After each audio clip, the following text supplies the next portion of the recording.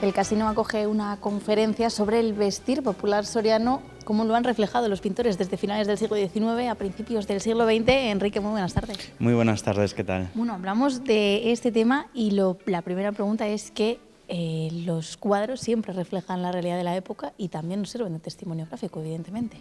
Bueno, lo que vamos a hacer en esta conferencia es demostrar que los tres pintores que vamos a abordar sí reflejaron fielmente la indumentaria tradicional de la provincia de Soria en sus cuadros. El caso de Valeriano Domínguez Becker, en el caso de Sorolla y en el caso de Maximino Peña. Esos tres pintores sí reflejaron esa pintura popular, esos trajes populares en en ese costumbrismo, en esas pinturas de género o en las pinturas de tipos como se denominan.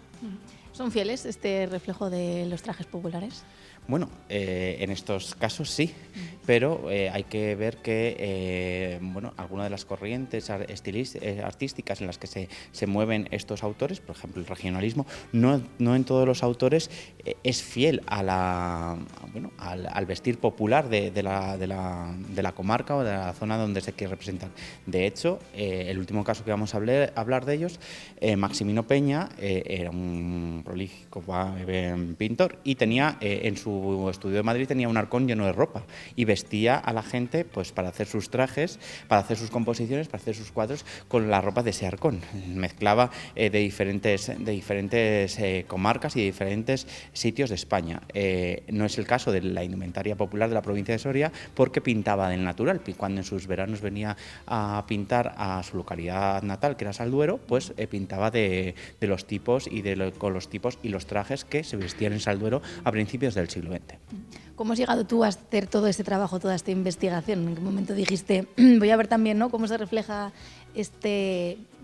los trajes, cómo los han reflejado los pintores? Bien, es cierto que las artes pueden ser una fuente documental importante para el estudio de, sobre todo de la etnografía o en mi caso, de la indumentaria popular y tenemos la suerte que en la provincia de Soria los tipos y trajes han sido representados por no solo estos tres autores, sino por otros autores también menos importantes o sobre todo no de primera línea, pero sobre todo en estos tres autores su gran obra hace que se refleje de una manera muy adecuada la indumentaria popular de la provincia, desde Valeriano Becker, que tuvo una beca del gobierno de Isabel II para poder hacer ese encargo de plasmar los tipos y los trajes que ya estaban desapareciendo, hasta Maximino Peña, que era un enamorado de su pueblo natal de Salduero y en esa corriente que era el regionalismo, pues pinta escenas de la vida cotidiana pues de los pinares de principios del siglo XX.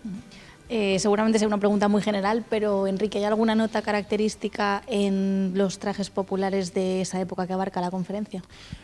Bueno, vamos a ver en la conferencia, a través de los cuadros, vamos a poder ver una evolución de la moda popular, de los estilos y de los cortes y sobre todo también de las maneras de vestir al estilo del país, que era como se denominaban estas modas de vestir populares, desde mitades del siglo XIX hasta mitades del siglo XX. Es decir, vamos a ver a través de los lienzos, tanto de Valeriano, de Maximino o de Sorolla, esa evolución de las modas, ¿no? Es decir, pues siempre se piensa que la moda popular no evoluciona, pero en cuestión de 100 años vamos a tener sobre todo la decadencia de ese arcaicismo que vemos en la obra de Valeriano Domínguez Becker y la incorporación de nuevos textiles, de nuevas formas de vestir que encontramos en la obra de Maximino Peña. Pues Enrique, estaremos atentos. Muchísimas gracias por atendernos. Gracias a vosotros y sobre todo gracias también a la Asociación de Amigos del Museo Numantino, que es la que organiza esta charla y también pues agradecerles la defensa del patrimonio que siempre están haciendo y la organización de todo este ciclo de conferencias en la que se enclavan estas charlas. Desde luego, Enrique, gracias. Gracias a ti.